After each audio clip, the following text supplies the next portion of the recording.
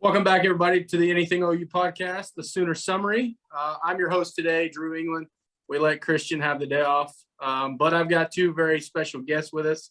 Our behind-the-scenes producers, Andrew, you've seen him a couple times on the show, and then our newest addition, Jackie. How's everybody doing today? Good. How are you guys?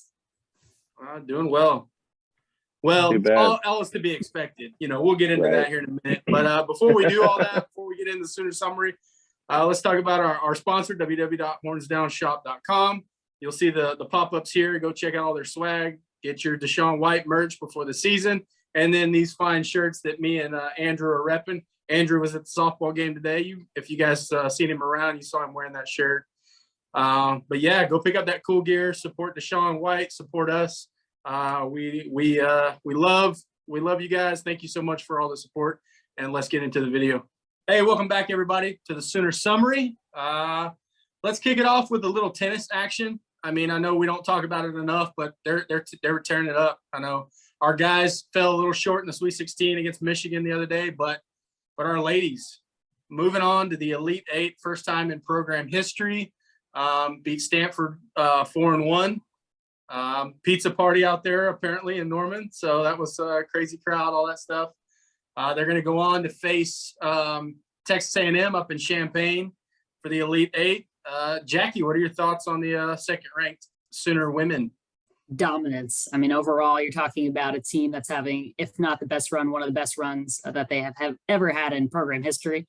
And they were doing so in front of a pretty full crowd out there. So it was exciting. They were wearing the all-black unis, which is pretty cool. And they seem pretty motivated moving forward. Yeah, no doubt. I know we were talking about that and the different uniform combinations and stuff. Those black ones look sweet. So, Andrew, what are your thoughts on the tennis matches? I think that there's something to be said about milestones and setting program history. That's important. It's important to note. It's important to acknowledge and to give props for. But also, too, Coach Audra put out that she's never beaten Stanford as a player or a coach. It's the only team that she's never beaten, that she's gone up against, at least, either as a player or a coach. So for her to knock off that last one, I think is really awesome. In such a way that they did in the Elite Eight, or in the Sweet 16 to make it to the Elite Eight. So really proud of them and excited for what they're doing. We're going to obviously follow them in Champaign. Yeah, it'd be good, especially against an old rival like Texas A&M. Anytime we get to play a Texas team, it's always fun. So hopefully those girls can go up there and continue their dominance. Moving on to golf, our women finished 9th in the Albuquerque Regional. Good stepping stone for them. I think they're just going to build on that. And then I think everybody's pretty excited about the Norman Regional starting off this next week for the men. I know I'm going to have a chance to go down there and see them one of these days. So that'll be fun down at Jimmy Austin Country Club. If you're down there, it's a great atmosphere. I know you're thinking, oh, golf, yada, yada. But I'm telling you, we want a Ryder Cup type of feel. We want the cheering. We want that kind of environment. And so that'll be fun down there in Norman this week for golf. And number 1 ranked team. Let's see if we can get it going and get another national championship. What are you guys' thoughts so far on the golf seasons? Exciting. I overall. I think Chris Gotterup is very motivated. He was snubbed on Player of the Year. So this is their first chance to get on the course after that. So, obviously we need a number 1 team. You got a target on your back.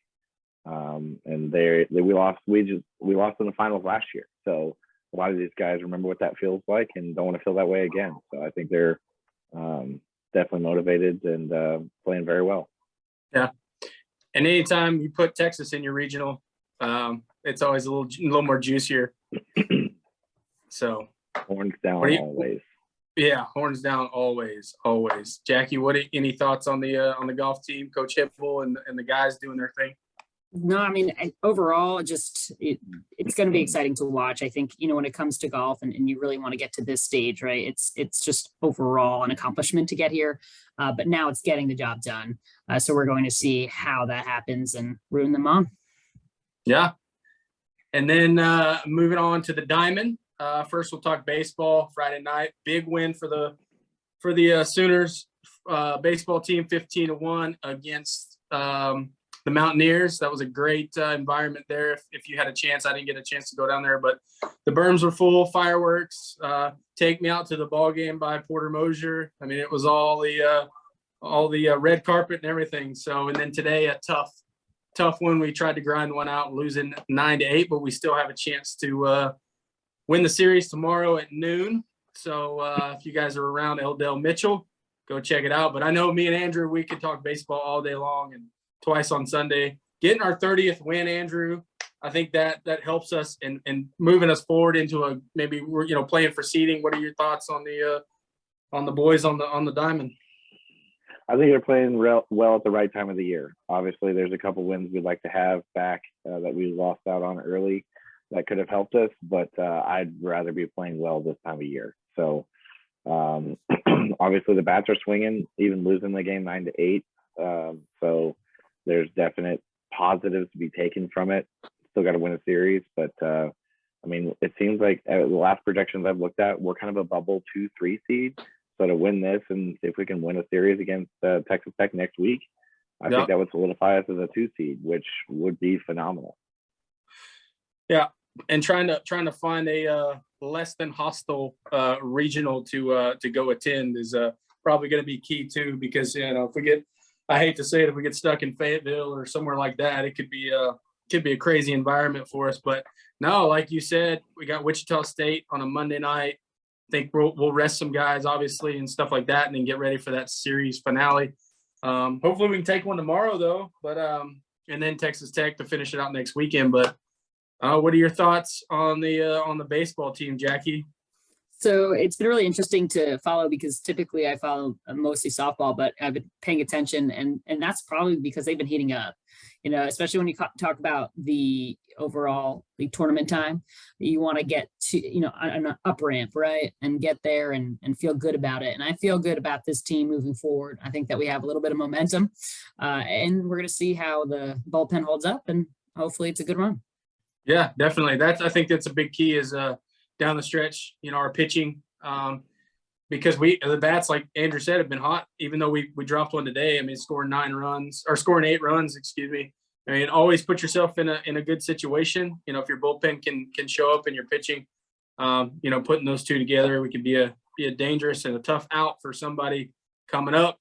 And then I don't know, this is one of the few days where we're not as excited to talk about softball, but I mean, they're still number 1 in the country. We lose a tough one today to little brother, or little sister in this case, whatever. But yeah, I dropped a tough one today. Andrew, I know you were out there, you were in the environment, stuff like that. 4-3 in the tournament championship, y'all. Tournament championship, because the regular season was already won. There was a sweep in, that series. I don't know if people forget that, but Andrew, what was that environment like today out there at Hall of Fame Stadium? It was fun, but at the same time too, I'm not gonna lie, I was disappointed in our crowd. I think if I remember correctly, we actually had more people in that stadium than at the tournament that we had there mid-year than we did today for a baseball championship game. Now the numbers they have could have been off, but because they did have the upper decks open and they didn't for that game, but it definitely didn't seem as full. And honestly, like our crowd was loud early, but it got lackluster. And just kind of I'm gonna call it the fan base. We're spoiled. Yeah. And it just seemed like the expectation that it was going to happen instead of giving them the juice to help it happen just seemed like, well, I'm only going to cheer when I'm going to wait to get loud until something good happens. Yeah. I know from the TV response, I mean, there when, it decided to cut off in the 8th inning, thank you ESPN, but we'll get there in a minute. Jackie, what were your thoughts, watching it from the East Coast? I know you don't get to Norman a lot, but I know you follow it probably closer than any other sport. So what were your thoughts today on softball? Yeah, it did seem, I can sort of pick up what you're saying, Andrew. It did seem like there was a little bit of a lackluster crowd going on, and just something in the air. Honestly, sometimes you have those days, especially in such a long season. You win the regular season. Now you got to go battle through this tournament that you're just going to go to a regional, right? And how do you transfer through that and stay motivated? I think that this team didn't necessarily need a shock, but the shock is going to be good for them. It's going to get them angry. And that's the best. When you have grit and motivation and talent, that's a really good overall formula to win a World Series. Now it's just, Patty's Patty. She'll get them ready. It's just having that all together. Well, and I think this is one of the few. Go ahead, Andrew. I was going to say with it too. I mean, did our pitching struggle a little bit today? Yes, but our defense really showed up in a lot of spots. There was one mistake that really cost us, which was the bunt play, and then there was a double play that could have happened that would have gotten us out of that last inning without a run scoring. So there was a little bit of a mistake there, but overall, Grace Lyons played phenomenal. She had Patrick Mahomes. Riley Boone had a phenomenal catch. Jada Coleman had a phenomenal catch. Alyssa Brito had a phenomenal catch and throw. Yeah. So we're playing great defense. Our pitching is going to be good enough. Our offense is great. This to me, even without being able to have Jordy available today, this is still a phenomenal softball team. And just the fact that we're going to be at home for the regional and the super, I'm not really that worried about it. So let me play a little, not devil's advocate, but I'm a little more concerned. I think not concerned. I don't want to throw that the right way, but today we didn't seem like we were attacking pitches. We didn't seem like our approach at the plate was as aggressive as it has been, especially just in the series we finished with Oklahoma State. We weren't jumping on. We let a lot of first pitches go by that were really good opportunities, and I think we didn't do a good job attacking that. I understand your point, but in the series that we played with them recently, we had a lot of walks, a lot of long at bats. So that's where the adjustment they made of making sure they threw first pitch strikes, because we were going to be patient. So I'm not really as mad about that. I understand, but at the same time too, you have to make the adjustment knowing they are starting to fill the zone early and then get aggressive. But early in the game, I wasn't. Well, and then the biggest thing I think hurt us was the 6 walks as our pitching staff. That was, I think, the difference in the game. We can't walk the bases loaded. We can't put runners on base and then them, capitalize on that. That's just any team out there. I mean, that's just a recipe for, putting you behind the 8 ball. And I think, and I've said this for I don't know how many when you talked about it earlier, Andrew, is we're spoiled. We expect to run rule people all the time. We expect to, not have these gritty, tough games. And I mean, it's just not that way, especially now into the postseason. You better get ready to play. And there's a couple question marks. Obviously the biggest one is Jordy's health. Patty, we're going to trust in them and the team, medical staff, all that stuff, and to get her right, hopefully get her back sometime in this postseason. But, I think this is definitely a learning experience, like Jackie said, to get a little pissed off, to get, a little grit behind you. And with the talent we have, I'm not as worried, but there's some a little concern, but not too much to be, There's reason for pause. There's reason for pause. Yeah. So we're not going to run rule everybody. And I think a lot of people just need to get that out of their head a little bit is, as dominant as we've been, it's just not going to happen. There's too many good teams out there this year. It doesn't happen this time of year very often. Yeah. And if it does, so be it. But we've just got to expect, some gritty, nail biters here down the stretch. As long as we get the W, hey, we're good with that. Jackie, final thoughts on the softball. What are you looking forward to going into the postseason? I'm looking to have some batters emerge. I think we're going to need a little bit of a hotter bat. So I think some of the gamers that we have, such as, whether it be Kenzie or Coleman, either of them need to start getting hot, honestly. And then pitchers have to figure out how to attack when they're behind. Yeah, fill up the zone. Get it. We got a lot behind a lot of hitters, and I know the umpires today, especially behind the plate, but he was across the board. He was consistently bad. So he didn't give OSU the same pitches. So I would not go ahead and I wouldn't be so quick to blame. We just got behind on a lot of hitters, today, and it was just, uncharacteristic of us, but I think we'll fix it and we'll be good to go in that.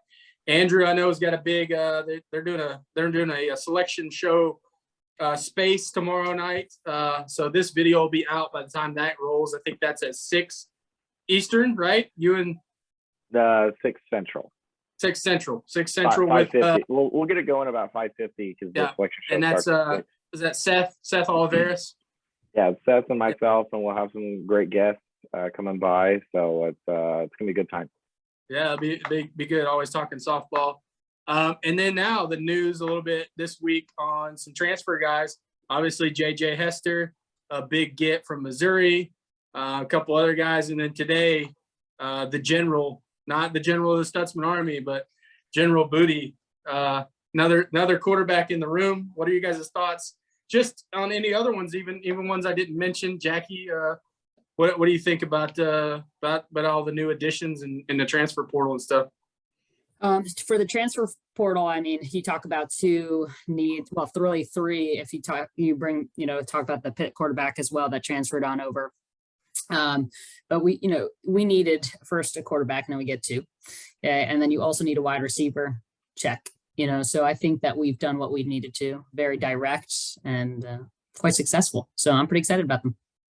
Yeah, I'm pumped. I think it's good. It's always, like we say, it breeds competition, gets a little more experience too in each position, stuff like that. But I'm really, really excited about J.J. Hester, big, fast receiver with a little bit of experience, especially in the SEC, and then a cool, quarterback name like where everybody's talking about booty patrol and all this other stuff. So, Andrew, thoughts on the new additions?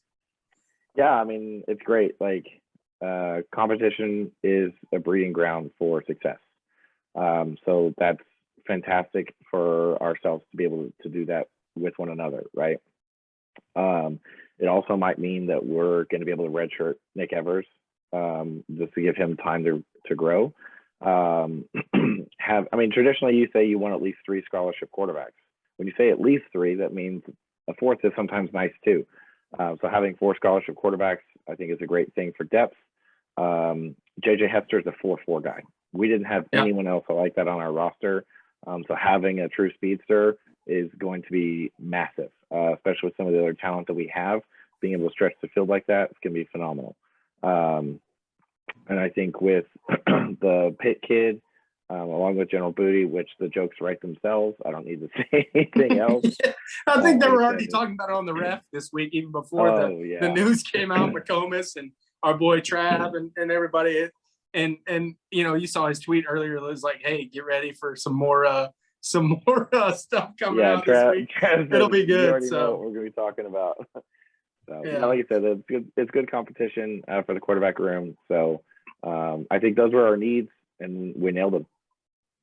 It's just, and the other thing too is that it's extremely, extremely difficult to get a transfer portal kid knowing they're going to have to be a backup, and they got 2.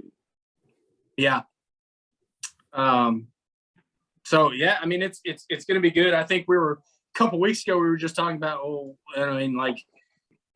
we only got Dylan and Nick as scholarship guys, and what are we going to, and then here we end up with 2 pretty solid guys to put in that room. And, it's always good. And I said this to Andrew, I think too, we were talking, it's always good to have somebody in your scout team that knows what they're doing and giving the defense good looks and stuff like that too, especially when you got like a Micah Bowens and people like that who can also run the ball and be dual threats for some times that we need to see a look in the season. So that being said, Micah Bowens is not the fastest quarterback we have. No. So that distinction belongs to Nick Evers now. Yeah. And I know he can spin it too. I think we saw some tweets out there today of him working. So we know him. We know his family well. We know he's going to work hard. We're not worried about Nick at all. He's got a bright future. So any other thoughts on the on Sooner Sports this week. Jackie, Andrew. Yeah, I wanted to make sure that we mentioned Caleb Spencer, who committed, our 2023 guy from Virginia overall, and he's an amazing athlete that's going to do a lot for us. So definitely awesome to get that 2023 commit and have that pledge. Especially with the name, you know. So that's always fun. And you got you're like, oh, Caleb Spencer, is this just a joke or what? What's going on? You know? No, he'll be a good one. So, Andrew, any parting shots? Yeah, actually. So just a quick update too. We didn't talk about, it was Big 12 Championship week for track and field. Several of our athletes won Big 12 championships in singles. I know I think our Hammer ladies won. She has now won back-to-back titles in the Big 12. So I just want to give a huge shout out to the track team for those accomplishments. So absolutely. Well, that's been everything for the Sooner Summary this week. Tune in next week. We got another full slate of stuff going on. We'll update you on men's golf, you know, the selection, where OU, well, who's coming to Norman for the you know, softball and all that stuff, and tennis. Hopefully we can get to the Final Four, and then baseball next week, series finale at Texas Tech. But for me, Drew England, got Jackie, and my man Andrew. Thanks for tuning in this week. Boomer. Sooner.